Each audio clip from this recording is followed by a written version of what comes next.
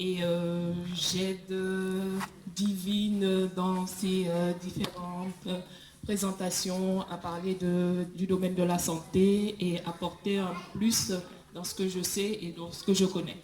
Donc voilà, donc aujourd'hui, je vais vous parler du cancer du sein concernant l'association Tous Unis pour le même combat. Donc, qu'est-ce qu'un cancer du sein? Le cancer du sein résulte premièrement d'un dérèglement ou d'une dégénérescence de certaines cellules qui se multiplient et forment une masse, souvent appelée tumeur. Le premier mot qu'on met, c'est tumeur, mais ça peut être autre chose, ça peut être un carcinome avec différentes appellations. Il existe différents types qui n'évoluent pas de la même manière. Certains sont agressifs et évoluent très rapidement, d'autres plus lentement. En France, il y a environ 58 000 nouveaux cas détectés par an. Je dis bien par an, c'est beaucoup. Et une femme sur 8 est touchée. Et c'est le cancer le plus diagnostiqué chez la femme. C'est aussi le premier cas de mortalité féminine. Donc voilà. Le sein. On dit cancer du sein. Nous sommes femmes. Nous avons deux seins. Mais connaissons-nous vraiment l'anatomie du sein, mis à part qui produit le lait pour allaiter si on est mère. Donc le sein est constitué d'une glande mammaire qui est composée de entre 10 et 20 sections. Chaque section est constituée de lobules et de canaux. Le rôle des lobules est de produire le lait en période d'allaitement. Les canaux, eux, transportent le lait vers le mamelon. La glande mammaire est entourée d'un tissu de soutien composé de fibres, de graisse et de vaisseaux sanguins et lymphatiques. La lymphe, c'est un liquide transparent qu'on a tous dans le corps. Voilà. Il y a plusieurs facteurs de risque. Il y a des risques faibles, les risques modérés et les risques les risques par hérédité et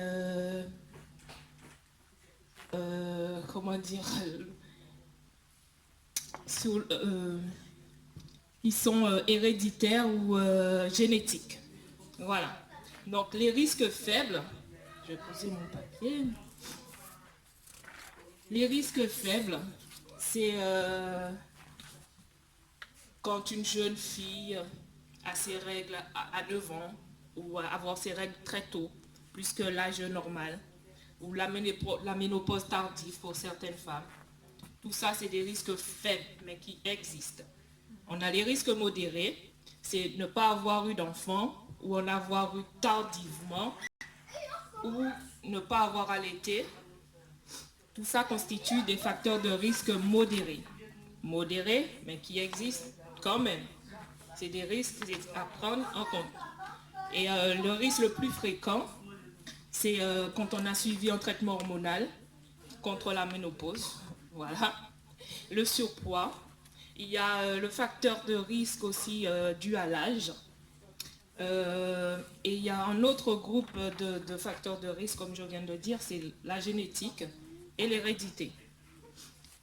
On peut rencontrer comme symptômes, bon je vais faire vite, mais bien, voilà, les symptômes, c'est souvent une masse qui apparaît au niveau du sein.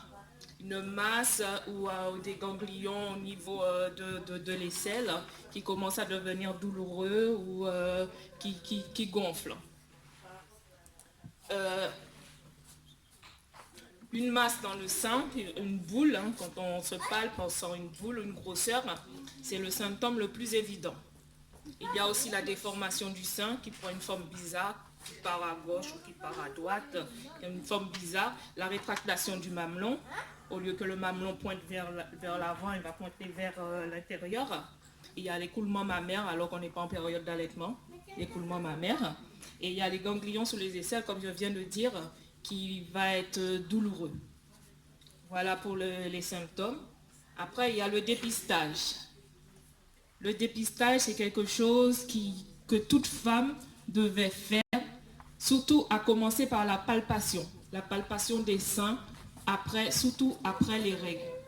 Après les règles, on doit se palper les seins parce que c'est là que les hormones sont en ébullition, là que les hormones ne comprennent plus rien. Donc voilà, il faut se palper les seins. On va voir comment se palper les seins tout à l'heure. Et il y a la mammographie qu'on doit faire par rapport au suivi gynécologique. Mammographie à partir de 40 ans, si dans la famille, il n'y a pas de cas de cancer du sein chez une tante ou chez la mère ou une sœur. Donc, mammographie conseillée par les médecins tous les 2 ans à partir de 40 ans. Voilà. Il y a aussi la biopsie qu'on peut faire pour le dépistage quand les ganglions sont déjà enflammés. Bon, les traitements ou alors la prise en charge thérapeutique. Le premier traitement, souvent, quand on détecte la maladie chez une femme, on va lui proposer la chirurgie. La chirurgie qui veut dire l'ablation de la tumeur, juste enlever la tumeur ou enlever tout le sein. Et l'ablation du sein, ça s'appelle une mastectomie. Donc comme si vous allez voir le médecin, on vous déclare un cancer du sein, on vous parle de mastectomie, c'est qu'on va vous amputer du sein. Il y a la radiothérapie qui vient en second. C'est un traitement loco-régional qui vient en complément de la chirurgie. Il y a aussi le traitement anti-hormonal, qui est un traitement par voie orale, sous forme de comprimés. Il y a la chimiothérapie, que tout le monde a entendu parler, les causes de la chimiothérapie, les effets secondaires, la fatigue, la perte de cheveux, baisse de l'immunité et tout. Il y a les thérapies ciblées qui peuvent être utilisées seules ou en association pour traiter la maladie. La prise en charge est définie avec la patiente. Donc on ne va pas vous prendre et vous dire que c'est ça, ça, ça. Vous avez votre mot à dire, vous connaissez à peu près votre fonctionnement, ce que vous pouvez supporter, ce que vous ne pouvez pas supporter. Donc vous pouvez dire, ah non, moi je préfère la chirurgie,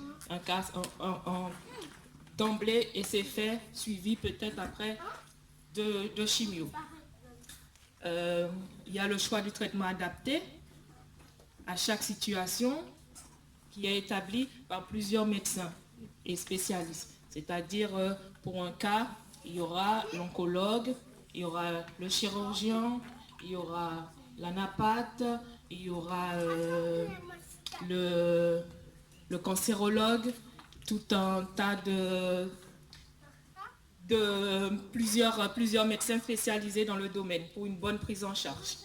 Voilà. Maintenant, l'auto-examen du sein ou l'autopalpation. Ce que je viens de dire, c'est à faire après les règles, bien sûr. Donc, sachant que le sein est composé de tissus adipeux, de glandes mammaires et est divisé entre 10 et 20 sections, il y a plusieurs méthodes pour l'autopalpation. Il y a la méthode verticale, il y a la méthode circulaire et il y a la méthode par quart. Donc, la méthode verticale, l'autopalpation, déjà, on lève les bras. Bon, je ne peux pas avec le micro. On lève les bras, où on met la main derrière la tête et on commence à se palper avec 3 doigts. Verticale, on va... Je vais vous montrer. Verticale, on lève les bras, le bras. Et avec les 3 doigts, on commence à se palper les seins. On touche, on se connaît. Donc, il ne faut pas hésiter à bien palper ou en circulaire, à sentir ce qu'il y a, parce qu'on se connaît, à sentir s'il y a une déformation, s'il y a une bosse, s'il y a une boule. Et même au niveau des aisselles, là, pour voir si c'est douloureux ou s'il y a une glande, un truc. Donc là, il faut être vigilant et... Une fois si on sent une masse, une boule, ne pas hésiter à aller consulter le médecin. Il faut aller absolument consulter le médecin et pas se dire je vais frotter, ça va partir, ou je vais masser, ça va s'estomper, et je vais aller bien. Non. S'il y a une boule dans le sang, c'est qu'il y a quelque chose qui se cache derrière. Non seulement une fois que la boule apparaît dans le sang, il y a aussi les ganglions. Voilà. Et si toutefois, lors de la palpation, vous sentez une boule, hein, si toutefois, lors de la palpation, vous sentez une boule, il ne faut pas hésiter à aller consulter le médecin pour des examens complémentaires. J'entends par examen complémentaire une prise de sang avec les marqueurs tumoraux, une mammographie et voilà quoi, des examens complémentaires.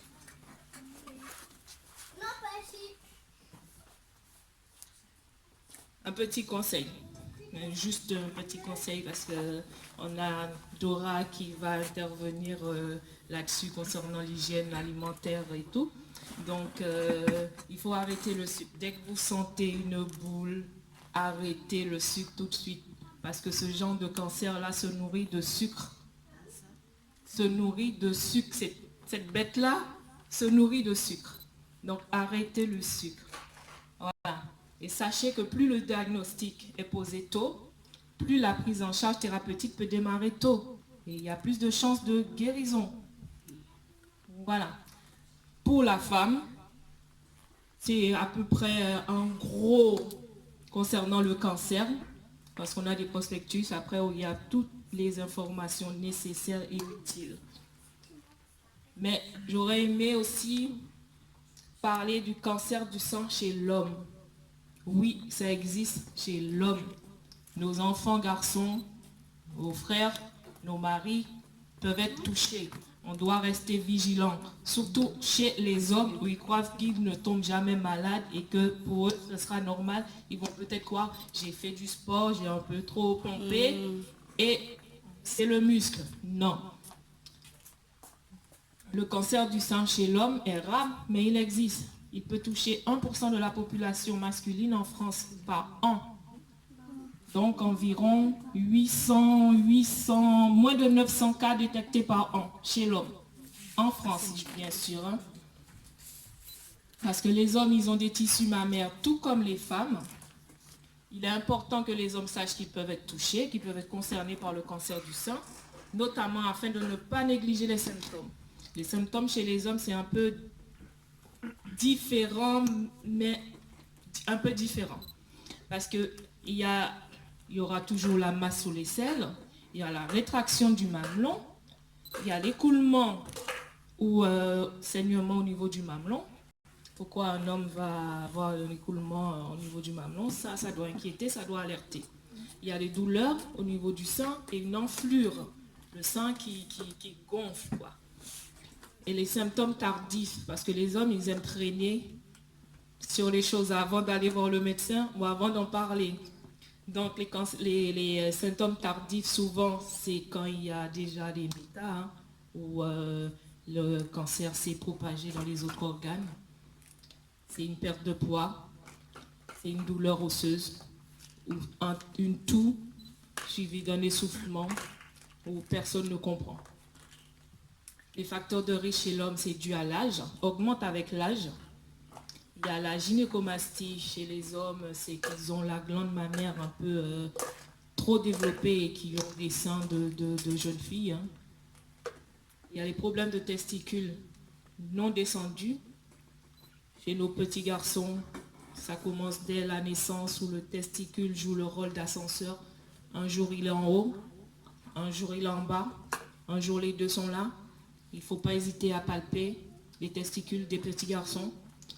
Et voilà, et même chez l'homme, avec son orgueil, il va peut-être pas dire à la femme, oui, mais j'en ai qu'un qui est là et l'autre n'est pas là. Donc, soyons vigilants, nous sommes des femmes, soyons vigilantes. Et comme il y a aussi les antécédents familiaux de cancer du sang chez une mère et qu'il y a un garçon, le garçon peut l'avoir. Il y a des risques, des forts risques, parce que c'est l'hérédité. Voilà, le dépistage pour l'homme, c'est à peu près pareil aussi que chez la femme. C'est la mammographie. En plus de ça, chez l'homme, on fait souvent la biopsie. Biopsie avec une aiguille fine, c'est qu'on va dans la masse récupérer la lymphe pour analyser. Il y a la biopsie chirurgicale où on va ouvrir et on va récupérer un petit morceau, tout ça pour analyser à l'anapathe. Ou la biopsie des ganglions où on ira directement dans les ganglions pour faire l'analyse, pour détecter quel type de cancer. Et surtout chez les hommes, c'est un cancer infiltrant. Donc voilà. Et les traitements sont les mêmes pour les femmes. Voilà à peu près ce que je voulais dire sur le cancer, puisqu'on a des prospectus qui relient pratiquement tout ce que j'ai dit et qui, en gros, peut vous informer beaucoup plus, davantage par rapport à moi-même. Voilà. Et pour finir, je vais vous dire que le meilleur moyen de rester en bonne santé est de manger ce que vous ne voulez pas manger, c'est-à-dire des légumes, des fruits et éviter le sucre, bien sûr. De boire ce que vous ne voulez pas boire, c'est-à-dire de l'eau, plus.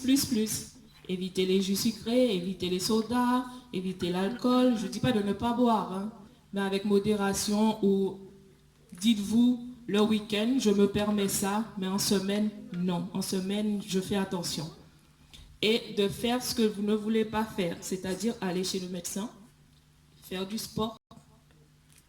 Voilà, en tout cas, c'est ce que j'avais à vous dire aujourd'hui, en tous unis pour un même combat, le cancer du sang chez la femme et aussi chez les hommes. Voilà, prenez soin de vous.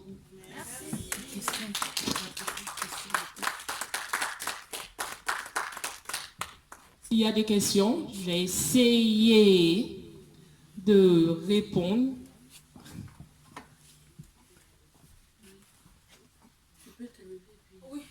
Oui, je voulais savoir comment ça se fait que j'ai appris aujourd'hui qu'il y avait le cancer chez les hommes et c'est quelque chose, on n'en parle pas. Pourquoi les médecins n'en parlent pas? On n'en parle pas parce que c'est rare. C'est rare. Moi, dans mon expérience professionnelle, ça fait 13 ans cette année, j'ai vu un cas de cancer du sein chez l'homme. Et je ne l'avais pas dans mon service par rapport à son cancer, je l'avais dans mon service par rapport au méta dû à ce cancer. Donc ça existe chez l'homme.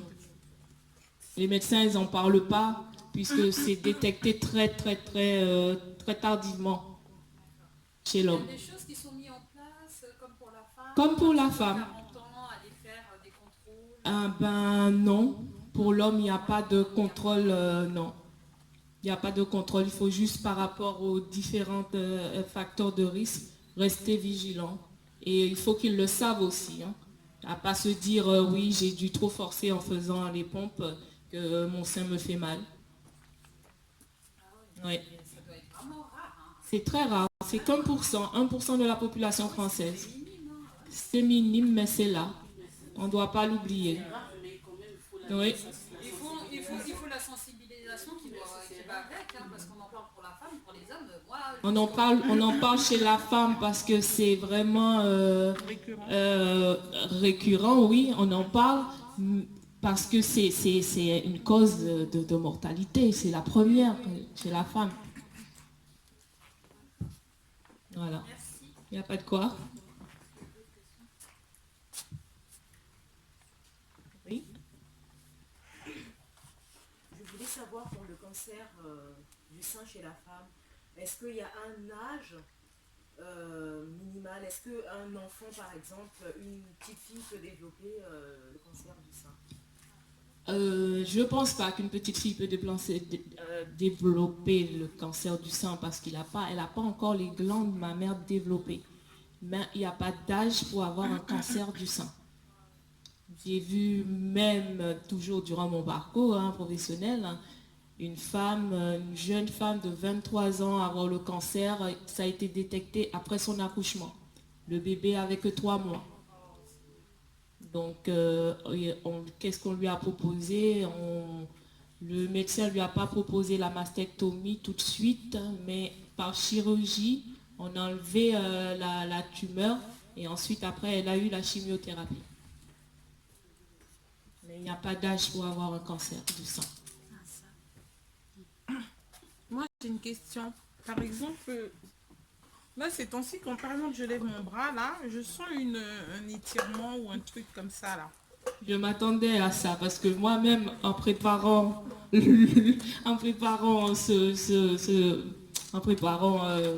que j'allais vous dire, j'ai eu mal au sein. J'ai dit, c'est probable que toutes les femmes dans la salle, elles auront mal au sein aussi. C'est parce que ça laisse à réfléchir. Non, c'est vrai. Est-ce que je me trompe? Ça laisse à réfléchir. Mais il faut se palper, hein. Même avant les règles, après les règles, il faut Mais se je me palper. palpe là. Tout à l'heure, j'ai essayé de me palper vite fait. Mais, Non, c'est les bras en arrière. C'est comment tu Et on se... les deux bras comme ça? mais en fait, là, par exemple, comme ça, là. Vous allez d'être là. Comme ça, là. Les bras comme ça. Et puis, je palpe où? Parce que là, c'est là que je sens la douleur. Le sein, c'est ça, le sein. Donc, il faut palper avec les trois doigts. Palper comme ça, monter, descendre, à gauche, à droite, en partant du mamelon vers l'extérieur. Parce que quand Et je ensuite, palpe, je sens que après, ça tire, ça fait un petit peu mal. C'est musculaire. Si ça tire, c'est que c'est musculaire. Ça Si t'as tire, pas en fait. mal au niveau des ganglions. Non, j'ai Non. pas mal là. Non. Là, par exemple, je sens que ça tire. Quand j'appuie là, je sens Il n'y a, pas de- douleur. il y a pas de boule. Non, S'il y avait une boule, tu la sentirais. je sens pas de boule en fait. Tout à fait. Si tu sens rien, c'est Oui. Bon, ça sensibilise. Je vais quand même passer faire un tour. Mais Ben oui. Et en plus de ça, certaines femmes, quand elles vont voir leur gynéco, ne réclament pas la palpation. Le gynéco, il est là pour palper. Il ne sait pas que regarder en bas et pas en haut. Tout ça, ça fait partie de l'examen.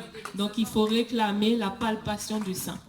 on Et- peut par exemple, Oui. on peut par exemple palper et on sent pas de boule. Et On est en bonne santé. Gloire à Dieu. Ah, en fait, c'est dès qu'on sent la boule. Tout à fait. Ok. La boule, oui, après ça dépend. Hein. La boule sera là, mais il faut d'abord le trouver. Ben, les ganglions diront la vérité. Ils vont apparaître. Pas de cancer sans boule. Pas de ok. Pas de boule sans cancer ou pas de cancer sans boule. J'avais une question en fait, moi, par rapport aux causes, je crois. Les causes qui peuvent causer. Enfin, les causes qui peuvent causer. Les facteurs de Les risque. facteurs de risque. C'est-à-dire que tu as parlé tu as parlé du surpoids aussi à un moment donné. Oui, Et donc, ça veut dire que c'est une personne qui a déjà été en surpoids et c'est parce qu'à un moment donné de sa vie, elle a été, je sais pas, mince. la personne en surpoids. En surpoids. Donc, plus on est grosse, plus on est Plus on a des risques. On est mal barré, hein. Tout à fait. exposé à cela. Tout à fait. On est mal barré. Il y avait une autre chose. Non, mais c'est vrai, parce que là, c'est vrai qu'on va parler, je suppose que Dora va nous parler de cela par rapport à l'hygiène et enfin, l'alimentation. Mais puisqu'il ne faut pas, après, il faut éviter tout de suite le sucre. Donc, autant mieux. Donc, en fait, il faut mieux. Vaut mieux dès maintenant, avant que la maladie n'apparaisse, limiter déjà le sucre parce qu'on sait que le sucre n'est pas bon pour la santé parce que c'est un produit raffiné. Mais quel sucre? Voilà, justement. Parce Le qu'il y a sucre blanc, dans- c'est pas du sucre, c'est un sucre raffiné. Et le sucre roux. Le sucre roux, par moment, c'est raffiné. Donc, vaut mieux du miel, Parce qu'on nous a dit quelque dans la chose de nourriture, naturel. Mais je laisse la place à Dora, je vais pas...